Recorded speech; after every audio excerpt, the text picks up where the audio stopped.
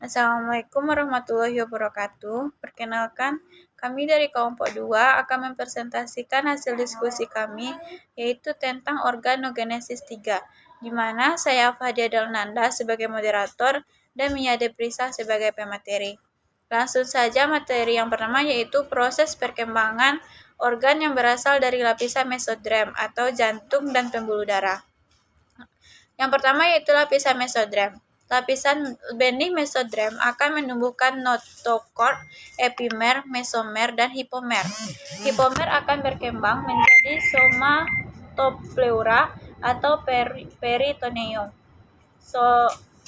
spalanchnopleura atau mesenterium, jantung, sel darah, sumsum tulang, pembuluh darah, dan kokleon atau rongga tubuh.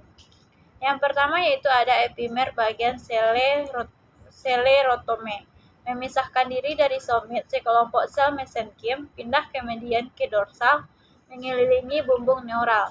Yang kedua yaitu mesomer. Mesomer dibedakan atas dua daerah, yaitu genital Redke atau mengandung sel-sel untuk membina gonad, dan neprotom atau tumbuh menjadi ginjal dan saluran-salurannya. Yang ketiga yaitu hipomer. Hipomer somatik mesoderm dan splanchnic mesoderm akan menumbuhkan selanjutnya itu sistem peredaran darah pada turunan lapisan mesoderm. Sistem sirkulasi adalah sistem organ yang melewati nutrisi seperti asam amino, elektrolit, dan getabening, gas, hormon, darah sel, dan lain-lain dan dari sel dalam tubuh untuk membantu melawan penyakit, menstabilkan suhu tubuh dan pH, dan untuk mempertahankan homeostasis. Sistem peredaran darah atau sistem kardiovaskuler adalah suatu sistem organ yang berfungsi memindahkan zat ke dan dari sel. Sistem ini juga menolong stabilisasi suhu dan pH tubuh atau bagian dari homeostasis. Ada dua jenis sistem peredaran darah, sistem peredaran darah terbuka dan sistem peredaran darah tertutup. Sistem peredaran darah yang merupakan juga bagian dari kinerja jantung dan jaringan pembuluh darah atau sistem kardiovaskuler dibentuk. Materi selanjutnya akan disampaikan oleh Mia Deprisa. Kepada Mia dipersilakan. Sistem ini menjamin kelangsungan hidup organisme, didukung oleh metabolisme setiap sel dalam tubuh dan mempertahankan sifat kimia dan fisiologis cairan tubuh. Pertama, darah mengangkut oksigen dari paru-paru ke sel dan karbon dioksida dalam arah yang berlawanan atau respirasi. Kedua, yang diangkut dari nutrisi yang berasal pencernaan seperti lemak, gula, dan protein dari saluran pencernaan dalam jaringan masing-masing untuk mengonsumsi sesuai dengan kebutuhan mereka diproses atau disimpan. Metabolit yang dihasilkan atau produk limbah seperti urea atau asam urat yang kemudian diangkut ke jaringan lain atau organ-organ ekskresi seperti ginjal dan usus besar. Juga mendistribusikan darah seperti hormon, sel-sel kekebalan tubuh, dan bagian-bagian dari sistem pembekuan dalam darah. Selanjutnya ada jantung pada turunan lapisan mesoderm.